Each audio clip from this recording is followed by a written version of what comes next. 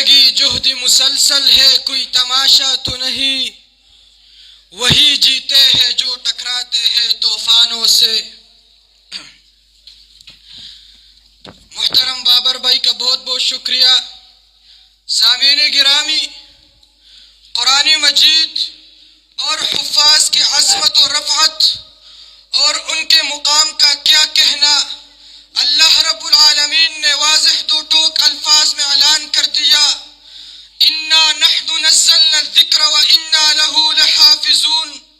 اور بارگاہ ربانی میں اس عطا کی کوئی حد نہیں کہ جو حافظ صفت اپنے لیے مخصوص رکھی ہو اس سے بندہ بھی نوازے۔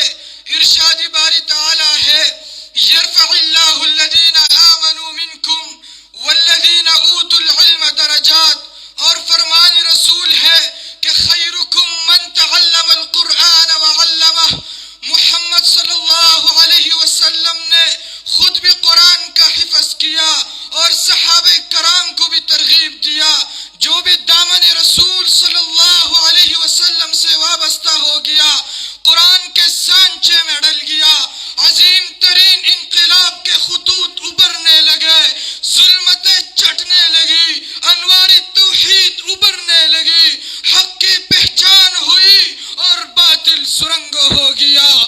مذہب ہو یا سیاست، عمرانی علوم ہو یا معیشت رزم آرائی، یا کشور و کشائی، اصول شہریت ہو یا آداب جہانگیری، قرآن پاک نے ہر میدان میں اپنے ہمگیری کے پرچم لہرائے، اور ہر دور میں قرآن کی حفاظت کے لیے لوگوں نے جانوں کا نذرانہ پیش کیا، یہاں تک کہ ایک غزوہ میں 70 صحابہ کرام شہید ہو گئے، اور جنگ یمامہ میں 700 صحابہ کو شہید کیا گیا، اور بے شمار سینوں نے قرآن کا تحفظ کیا۔ اللہ رب العالمین ان پر اپنے رحمت نازل فرمائے۔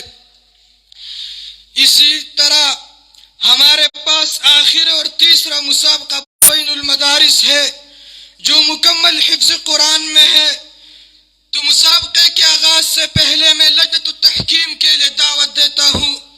ہمارے معزز قراء کرام، قاری محترم مسعود حفظہ اللہ تعالی ورعاہ اور قاری محمد امین صاحب حفظہ اللہ تعالی ورعاہ کو دعوت دیتا ہوں کہ وہ اسٹیج پر تشریف لائے اور مسابقہ بین المدارس کا لجنۃ التحکیم تشریف فرمائے، اور